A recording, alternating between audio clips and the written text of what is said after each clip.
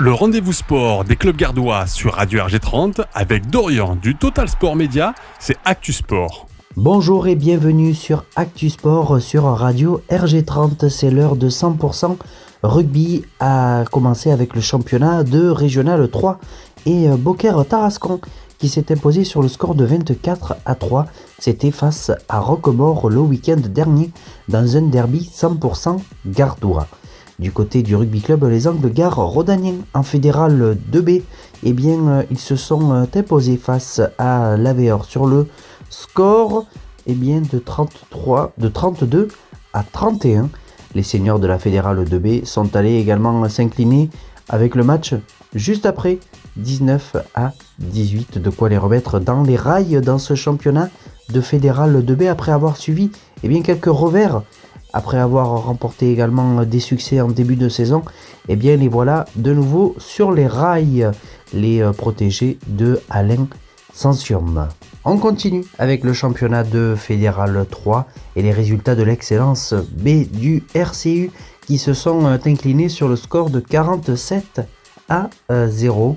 Les seniors de la Fédérale 3 se sont également inclinés toujours face à la même équipe 40 à 13 dans ce championnat de Fédéral 3.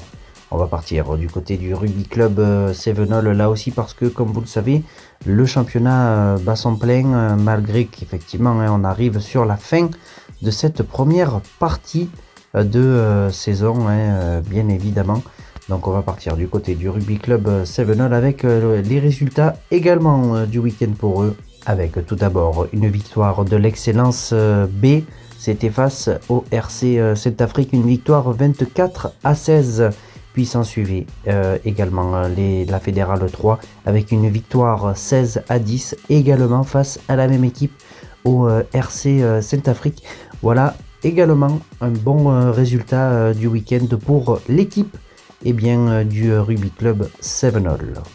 On va clôturer cette chronique par vous parler du rugby club nîmois dans le championnat des espoirs qui se sont inclinés face à la Seine. C'était au stade Nicolas Kaufmann sur le score de 35 à 22. Puis également la Nationale 2 qui jouait face à Aubenas. L'équipe qui venait de descendre du championnat de National, défaite 24 à 16 après avoir offert sur plateau 2 essais.